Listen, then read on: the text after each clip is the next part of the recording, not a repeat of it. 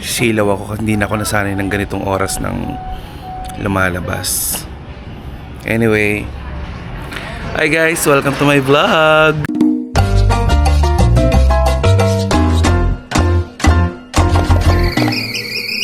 So for today's vlog ay ako'y walang magawa dito sa bahay dahil wala naman din kasi akong pagkakaabalahan. Nasa bahay lang ako. And since ayaw nating magstay lang dito sa bahay and we want to do something that make us busy, walang tayo. Ay, hindi. Eh di pumunta na lang tayo somewhere na makakapag-relax tayo. And for today's, ang ingay! Nagva-vlog! And for today, syempre, makakasama ko ang aking kaibigan, ang aking anak-anakan dito sa apartment complex kung saan ako nakatira. Ayan, si Chachi. Sa kanyang TikTok ay pangalan niya ay Mami Cha. Ayan, ilalagay ko dito sa description box. At isang kaibigang malapit sa akin na putang ina talagang ingay talaga, na kaka-birthday lang. So you guys come with us. Pupunta tayo sa isang spa sa may Tondo, Manila.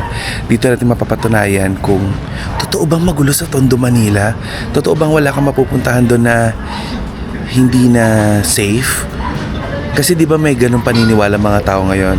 Pero ngayon pupunta ako ng Tondo, Manila upang magpaspa. Okay. So nakaka-relax nga ba sa Tondo, Manila? Anong pangalan ng spa? Papakita ko sa inyo.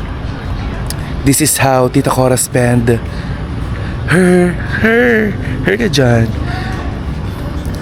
weekend. So let's go. So before tayo umalis, papakita ko lang sa inyo yung OOTD ko.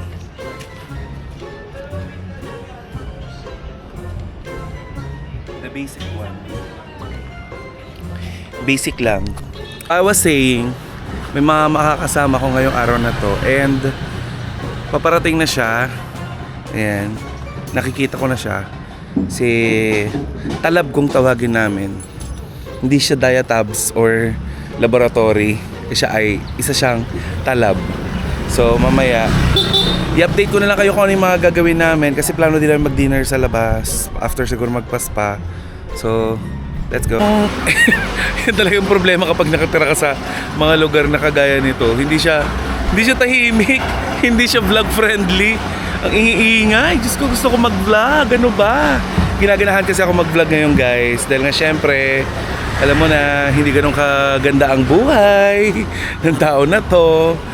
Eh, gusto natin yung ganito, yung maski pa paano may oras tayo para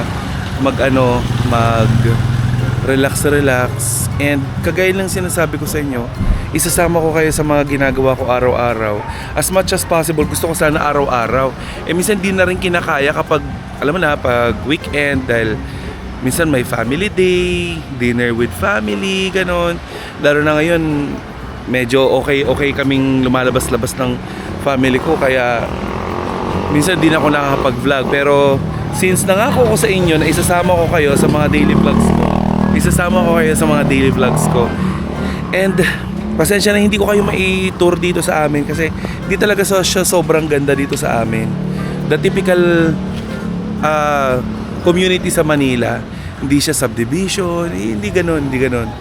Kasi hindi naman tayo sa ganon nakatira. Hindi rin naman tayo sa depressed area nakatira. Kanina may makakasama ko ngayon, ang pinakabatang member ng aming apartment.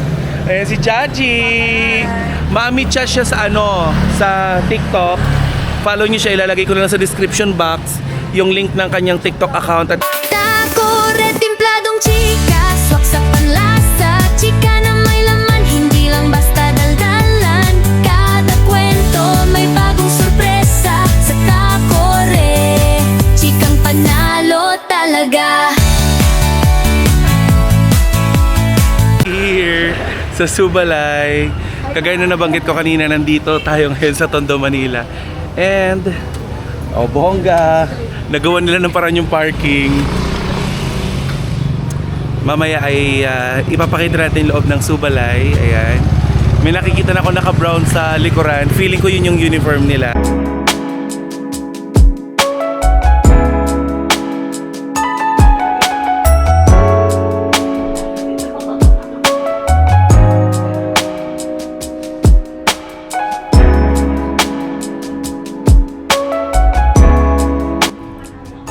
So yun na nga. Hindi namin ina-expect na palalambutin na nalimpa ng baka. Nagmukha ka talagang maliit kapag tumatabi ka sa akin. Oo. Yan. So mamaya ay magbabawi tayo ng foot spa sa kabila dahil doon merong pangtanggal ng kalyo. Dahil dito, ano lang dito? Babad lang, soak in salt and pepper. Hindi, alam mo, nakaka-relax dito kasi alam mo, ang linis ng lugar. Malinis yung lugar and at the same time mabango.